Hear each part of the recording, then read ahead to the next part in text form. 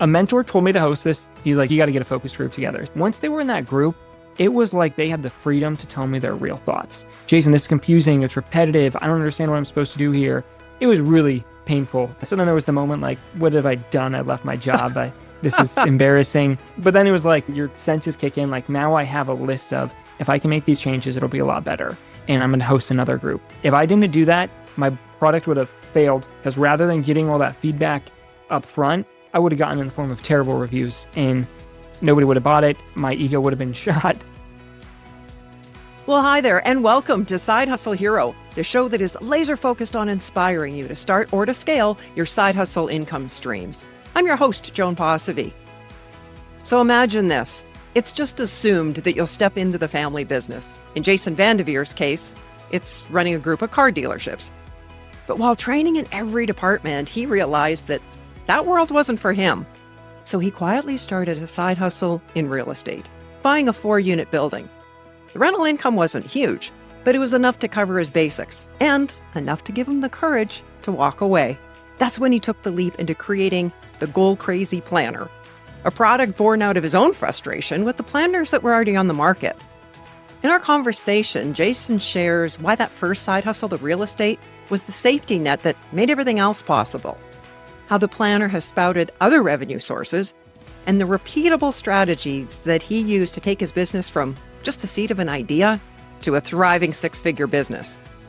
Now, you may not be interested in starting a planner business, but Jason shares insights and strategies that'll save you time and money and can be applied to a wide range of side hustles. And by the way, this episode is just part 1 of our chat. In part 2, Jason shares a framework you can use to uncover and validate the best side hustle ideas that are truly a fit for you. Now, here's my conversation with the author of Dream Driven, Jason VanDevere. Well, welcome, Jason. Thank you. I'm excited to be here. Well, you've sold over $1 million worth of planners. What do you think makes your planner resonate so strongly with people compared to literally hundreds of other planners out there on the market? So it has a very goal-oriented focus, but there's a lot of planners out there that claim to have a goal-oriented focus. Yeah. So I feel like there are 2 things in mind that make it really unique. One, it starts with something I call the life crash course, which is an in-depth set of questions where you start with this self-audit, where you look at yourself in the different areas of your life, you grade yourself on how you're doing, and then you create goals of the type of life you want to create. Because in my opinion, if you have a planner, but you don't have clear goals of what you're trying to accomplish, it's really hard to create structure and organization. If it's like, what's it all aiming at? You need these goals to give you the clarity. Yeah. And then I have this, it's an accountability tool. It's a scorecard that they grade them. They can grade themselves against it every single night to see how they're doing. I can talk more about that if you want, but those are 2 of the big things that separate my planner from the other ones out there. I had a mentor many, many years ago that was saying that if we're not working towards our goals on a daily basis, we're essentially wasting time. We're spinning our wheels. So it sounds like your planner really helps people gain clarity on that. Yeah, lots of clarity of where they're trying to go. Why did you create the Goal Crazy Planner in the first place? So kind of like personal backstory is before I started my own business, I was working for my dad. My dad is a car dealer. So if you ever come to Akron, Ohio, you'll see our last name, VanDevere, all over. VanDevere, Cadillac, Chevy. They've got 5 dealerships. So I was supposed to take over the dealerships, family business. And I had to work in every department for a year so I could learn the whole business. And during that process, I created this obsession with planners because I need to go in an entirely new department, figure out what are the goals here, what are the successful behaviors I need to do every day so I can succeed and try and master this department in the time I'm there. Right. And I felt like I read all these self-help books. I was going to these conferences and they were telling me the things to do. And I just wanted a planner that put it all together. Like if I follow this system, I'm going to accomplish the goal. And I was buying the planners. They all had the right keywords of what I was looking for, but they weren't delivering. So I decided to make it. So you started to create your own. And what a phenomenal education you've got there, having had to have bounced around all those departments. So you get some tremendous experience there to prepare you for, at that time, probably you didn't know what it was preparing you for other than maybe to stay in the family business. There must have been a strong pull for you by the family to stay there. Yeah, it was just always assumed that's where I would work. I was good at it. me and my dad are very similar in the type of person, and he loves it. So it's hard for anybody to imagine, like, why would you not love it? Hmm. And I want to connect this real quick to side hustle. So Sure. at when I was working there, I did start my quote unquote side hustle. I started getting rental properties. So I had 4 apartments, 1 building, 1 property, 4 units. Yep. But if I didn't have that, I don't know if I would have had the confidence to leave completely and start this next business, because the next business, it was like I was starting with nothing. I didn't try and prove the concept or anything first, but it gave me the ability I could support my basic needs and have as much time as I needed to start this business. So your first real true side hustle then was in real estate, and you Yeah. developed that to the point where you were getting some income, you could see the challenges with it, how you could handle things. Is that pretty accurate? Yeah, I was earning, I was single, didn't have any kids. My expenses were pretty low if you're Sure. fine on eating lots of peanut butter and rice. So it's like I didn't have to earn that much to get by and start something else. But then, like, even as I've had this business, I still really like that side hustle, and it's allowed me to do a lot of other things too. I think diversity is really key as well, which you've done, and we'll Hmm. get into that, so Yeah. that if something does happen that causes one of those income sources to crash and burn or derail temporarily, at least you're not relying on that one. So I think you and I Hmm. are fans of multiple sources of income, MSIs, for Yeah. that reason. So with working within the dealerships, you started to develop this planner. Have you found that it evolved and changed over time? Oh, yeah. Yeah. Yeah. So I had spent 7 months just interviewing successful people, and I was taking it, putting it into a design. I already had a design. It changed a lot after that. Then Okay. I hosted 6 focus groups where I took groups of people through it. And that, if I didn't do those, my product would have failed, no doubt. I thought it was ready to Wow. go, but somebody told me to host these focus groups, so I did it. And the feedback from there, in a way, was phenomenal because it helped me, but it was terrible. It was like, I thought it was a masterpiece, and I was all excited, passed it out. I thought They're the going to idea of love the this, right? Yeah, they're going exactly. to be flying off the shelves. Yeah. Jason, you're amazing. Yeah. Nobody told me that, but it gave me like, here's the list of things that need to be improved. And I just kept doing it again and again until it started getting like consistently. I had 2 groups in a row where it was like, it worked. People loved it. They were getting results. And that gave me the confidence to say, yes, it's time to do this. Wow. How did you put together your first sets of Focus group. focus groups? Yeah, where'd you So I find might them? be misusing the word focus group because all Okay. of these people were friends and family. Like Okay. people I already knew. Sure. So I'd get together maybe like 4 to 6 people. But it was so interesting because if I went out, I would take people out to coffee and I would show them this planner design, right? And everybody would look at it and be like, oh, this is great. When's it going to launch? Maybe they would have like tiny ideas of that font changed or silly things. Right. Then a mentor told me to host this. He's like, you got to get a focus group together. So I invited these same people who had already showed the design to. Once they were in that group, it was like they had the freedom to tell me their real thoughts. Jason, this is confusing. It's repetitive. I don't understand what I'm supposed to do here. Like this first session, it was supposed to last an hour. I was with these people for 3 hours. We Oh, didn't even my. make it through the whole thing. It was really painful. But yeah, so then there was the moment like, what have I done? I left my job. This is embarrassing. But then it was like your senses kick in. Like now I have a list of, if I can make these changes, it'll be a lot better. And I'm going to host another group. And I would highly recommend it to somebody launching a physical product, because if I didn't do that, my product would have failed. And I'm almost 100% confident, because rather than getting all that feedback up front, I would have gotten in the form of terrible reviews and nobody would have bought it. My ego would have been shot. Do you And remember one yeah, or two things that they mentioned that you implemented that you think made a real difference?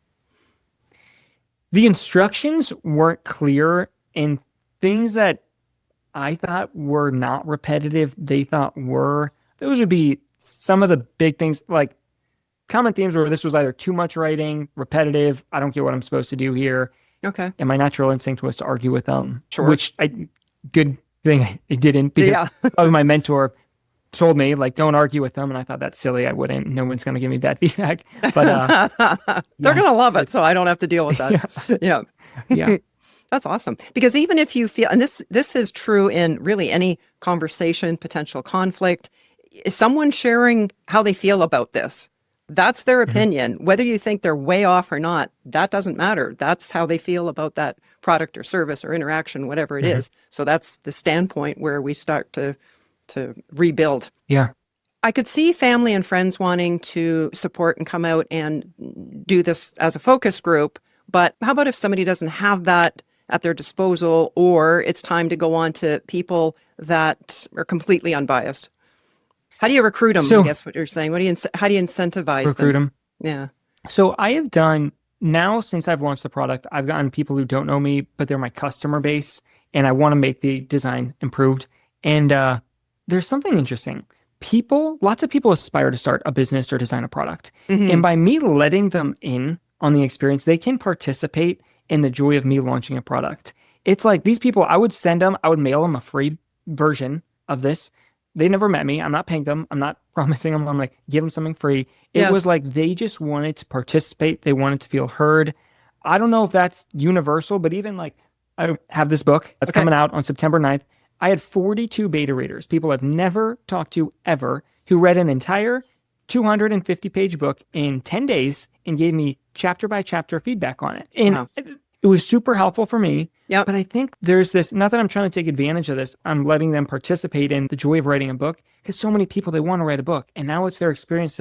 They can do it. They can see the behind the scenes of writing a book and launching a book. So I don't know if that's completely universal. Second thing is, a lot of times people say, Jason, I don't have an audience. And look, that's fine, but get your phone out. How many contacts you have in there? If you really have Mm. zero, I doubt that's the case. If you look on your phone, Right. if you look on Yeah. your email or contacts in your email, your social media, you do know people. It's going to push your comfort zone to ask somebody for help, but there are people out there who are willing to help you in my experience. But if you don't ask them, then why would they think to? That's really the key, is that ask. And yeah, you may get some no's. How has your day changed? It hasn't. You just go on to the next person. Yeah. And even Yeah. if you do have a very small number of people that you're surrounded by as you go through your phone or your socials, one of those people that you reach out to, he or she may know other people that would Yeah. be willing to Referrals. join in, right? For Yeah. it. So I had one guy that I reached out to, and he said, he was like, Jason, he has a business, he has 12 employees, and he was like, I would love for you to come show your design to my entire staff. I'll buy everybody lunch. It was like, I'd met this guy at a parish festival at Aw. our church, like barely knew him. And he was like, you can come to my office, I'll buy everybody lunch, and you take our entire staff through the design. He was like, wow, I thought I was going to try and ask him to help me out because he thought it was interesting when I was telling him about it. So Yeah. you just you just don't know. And I would say I got a ton of value out of it, but I feel like maybe this is strange, but I feel like he's much older than me and he could enjoy helping this young, super excited, smiley new entrepreneur out.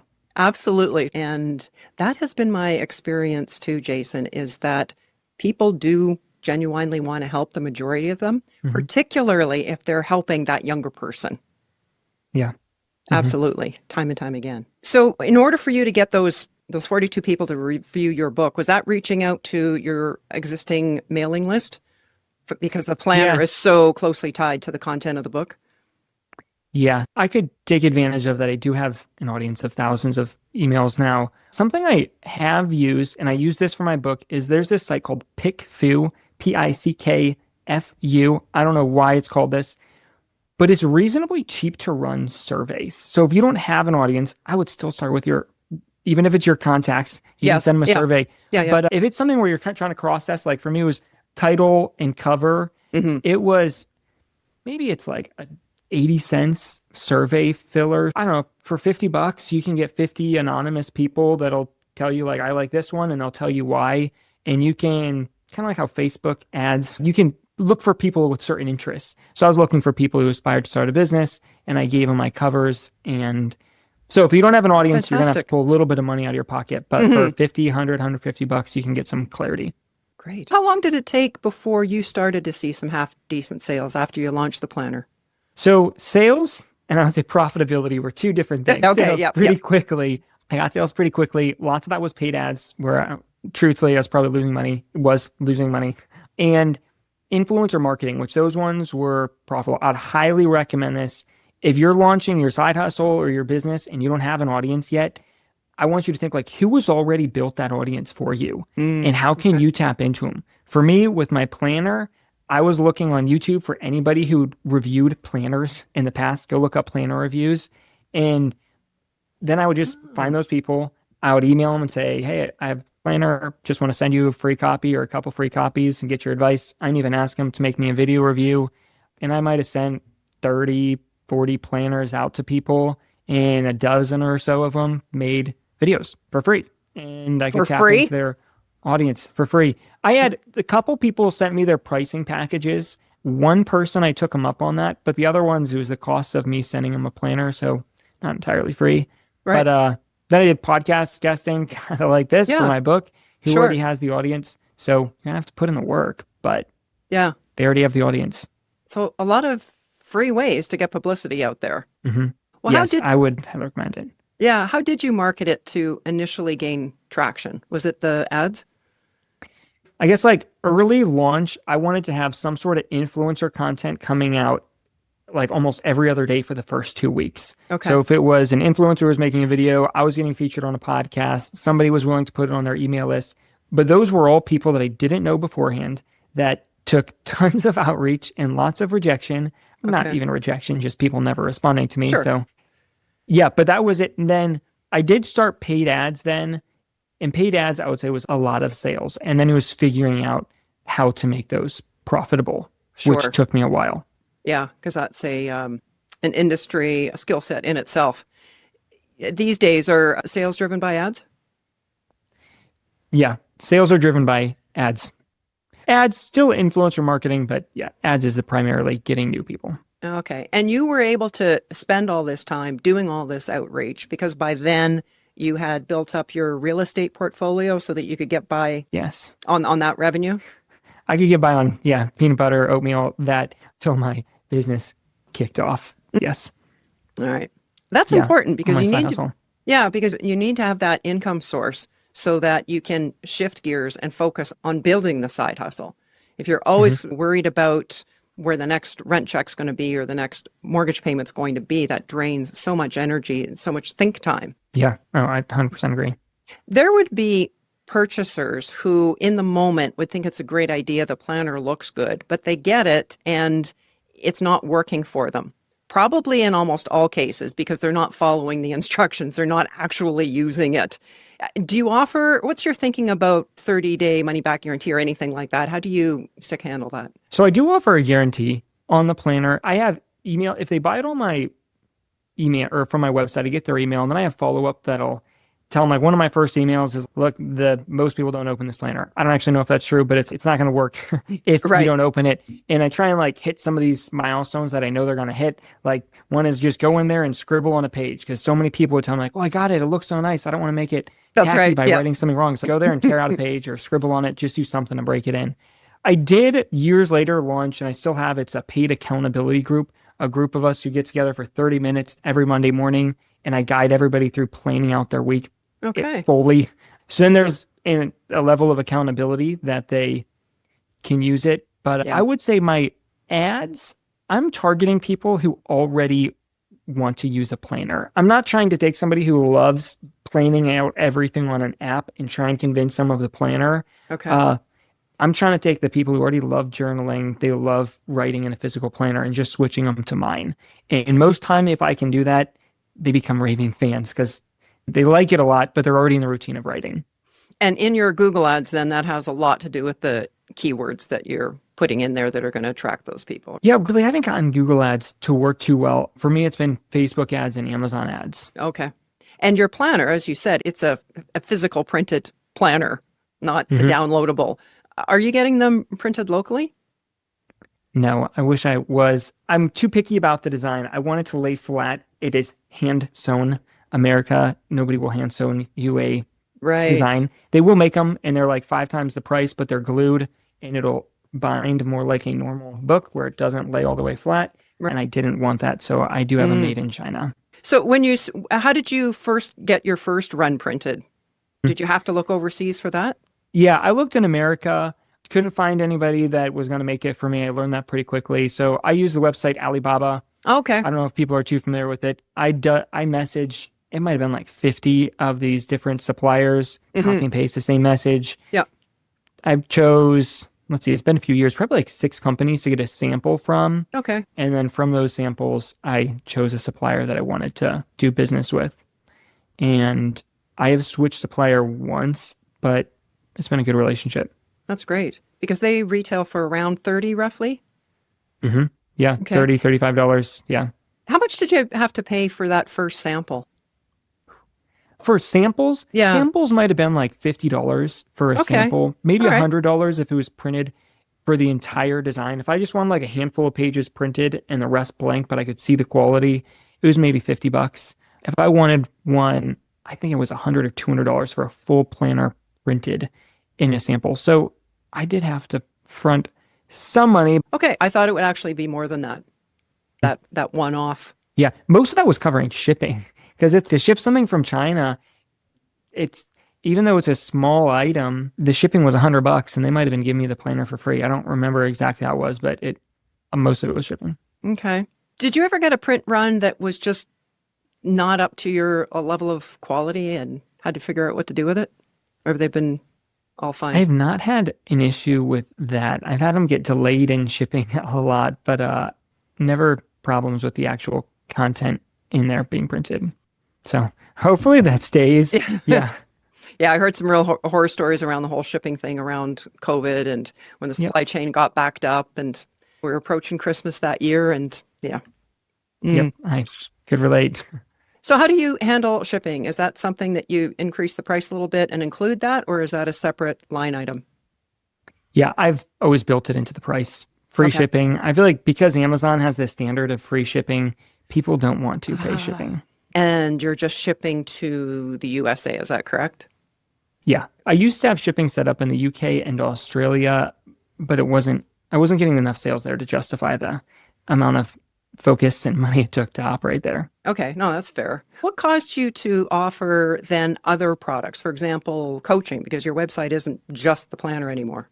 So what initially started that is you mentioned these shipping delays in COVID, right? Yeah. So I had thousands, maybe like 6,000 planners on a boat coming to the United States, and they got into the United States, where they were warehouse went out of business, and my planners were still at their business. Whatever, it was a mess. It was a mess. Oh, And I thought, like, man. I'm going to lose all these planners, Yep. which this was more money than I could afford to lose at the time if I didn't get that inventory. So then it was like, all right, as I'm trying to figure this all out, in the past, I'd always been trying to sell as many planners as I can. And now it's like, I want to sell as few as I can, stop all ads to try and get my current inventory to last me as long as I can until I didn't want to 100% stock out. So then it's okay, what am I supposed to focus on? And for years, people have been emailing me asking like, hey, would you be willing to work with me one-on-one with my goals? And I would always be like, no, go somewhere else. There was a few coaches who were using my planner as their curriculum, so I'd recommend them to these other coaches. And it was something that I wanted to do, but I was afraid. My own fears were getting in the way. So then when I couldn't focus on growing my planner sales, I started saying yes to these people and just see what's going to happen. At first, it was like, I'll do this for free or a super low price. And if you don't like it, I'll give you all your money back. Yeah. Like, let's just try this out. I was very upfront. I don't know what I'm doing. But I started getting really good results with people. And then I really liked it. So I started to do more and more coaching. And eventually my planner issue got worked out, praise God. And then I had that as something else to offer people. I could see the need for the coaching too, because we all have pretty full days. And suddenly you decide that you've made a commitment, you want to go towards this goal. You've already got your days full, and suddenly you've got to be doing things differently. And that requires a change of habit, which is really difficult for us because we're creatures of habit. So to have someone like yourself there, say in that group one that you mentioned earlier about every Monday, it's okay, I've paid for this thing. I got to show up and actually make it work. You mentioned a couple of coaches using it. Do you do wholesale orders as well, or is it predominantly retail? I do. I wouldn't say it's like a lot of my sales, but I get people who buy bulk or whether it's 50, 100. I've had somebody buy like 700 from me once. It just depends on what they want to do with them. Nice. Well, what's your biggest challenge today in running the planner business? Biggest challenge for me now, so I have a book coming out, and it's going to be figuring out exactly how this book fits into my whole sales funnel and reworking it all. It's kind of like I had this sales funnel. It's been working well. I'm introducing another product that'll change it slightly. So I feel like I just have to learn as I go, launch the book, start to see what happens, and rebuild accordingly. But I'm trying my best to guess at this point. Here's what I think it's going to lead to, and build it like that. That's a nice problem to have, Jason. Where do I fit in this additional income stream now? So you may not be interested in starting a planner business, but here's what Jason's experience shows us. First, pay attention to the frustrations in your own life. Jason couldn't find a planner that really worked for him, so he created one. Look at where you're dissatisfied. Those pain points, they could be the seed of your side hustle idea. Second, give yourself some breathing room. Building a side hustle takes time, and your full-time salary is what allows you that runway. Jason's side hustle in real estate gave him the confidence to eventually leave the family business. But for most people, the smart move is to keep your paycheck while you're testing and growing something on the side. Third, test before you launch. Jason's focus groups were tough on him. People told him that his planner was confusing and repetitive. But hearing that up front saved him from the bad reviews later. Don't skip this step. Get honest feedback, even if it stings, and use it to make your product better. Fourth, get creative with marketing. Jason reached out to YouTubers who already reviewed planners and sent them free copies. Some of them created videos that introduced the product to thousands of potential buyers. Think about who already has your audience and how you can tap into those channels. And finally, over time, diversify. Today, Jason doesn't rely on one income stream. He has real estate, his planner sales, and coaching. Multiple streams of income mean that if one dries up, you're not left stranded. So whether your side hustle idea is a product or service, these are the steps. Spot the problem, build yourself a cushion, test it repeatedly, market creatively, and diversify your income. That's how Jason turned an idea into a six-figure business, and it's how you can move your side hustle forward. Well, that's a wrap for today. If our chats are sparking your entrepreneurial spirits and providing valuable insights, consider showing your support by visiting sidehustlehero.com/support. That's where you could shoot me a virtual coffee. It's a real thing and a fun way to give the show a caffeinated thumbs up. Thank you so much. In the episode description, you'll find links to connect with Jason, as well as the full show notes, which live at our website, sidehustlehero.com. While there, be sure to grab a copy of my 28-page guide called Smart Start, From Idea to It's Live in 7 Steps. It'll guide you on starting and growing your best side hustle. It's free for now, but not forever, at sidehustlehero.com.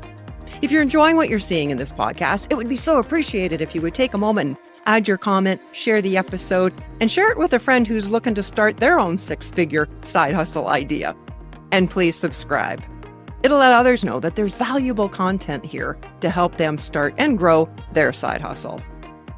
Thanks for watching, and hustle on.